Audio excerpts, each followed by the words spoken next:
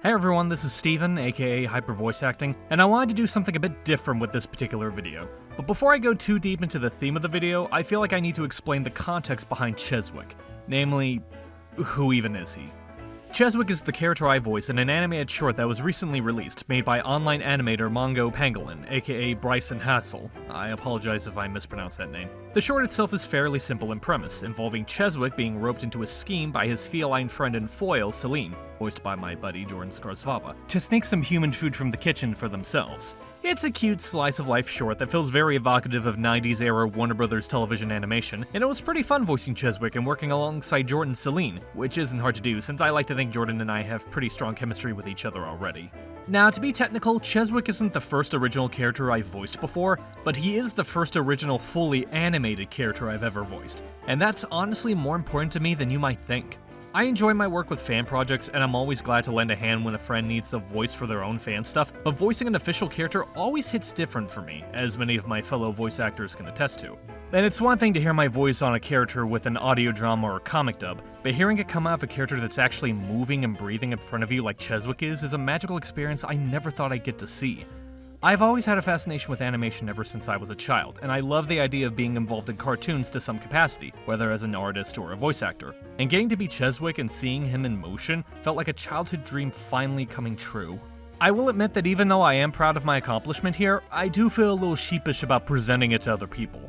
Now, I want to clarify that what I'm about to say is not meant to be a slam against the short itself or Bryson's work. I'm truly grateful that he and Jordan brought me on board to begin with. It's just that whenever I see my fellow voice actors talk about roles they've landed or roles that they aspire to reach for, it's almost always some emotionally charged or high-octane indie or anime role where they really get to cut loose and strut their vocal power. And for the record, there is absolutely nothing wrong with that. I'm always proud whenever I see my friends land roles like that. But there's this really scared part of me that feels like people will just look down on my personal accomplishment because it's not pushing boundaries or testing limits like so many other projects they've been landing left and right. Like, take something like an indie horror game, where you really get to go to town betraying the very real and very raw inner demons a person can have. Or an exciting, story-driven narrative filled with action and drama that you get to live and experience with these characters you've grown to love.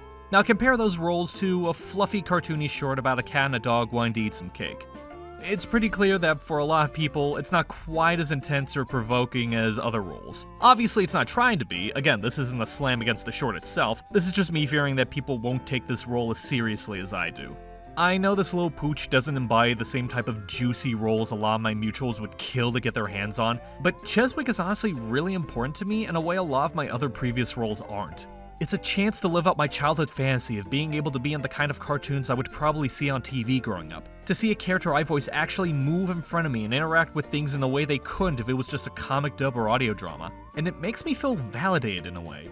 After he finished working on the animation for the short, Bryson told me that he'd love to have me voice Cheswick again in future projects, and I'm more than excited to do so. Because even if he's not a major anime or indie character with a complex story, Cheswick is still a fun character for me to voice, and he embodies both a personal dream and a milestone in my voiceover career I never thought I'd be able to reach.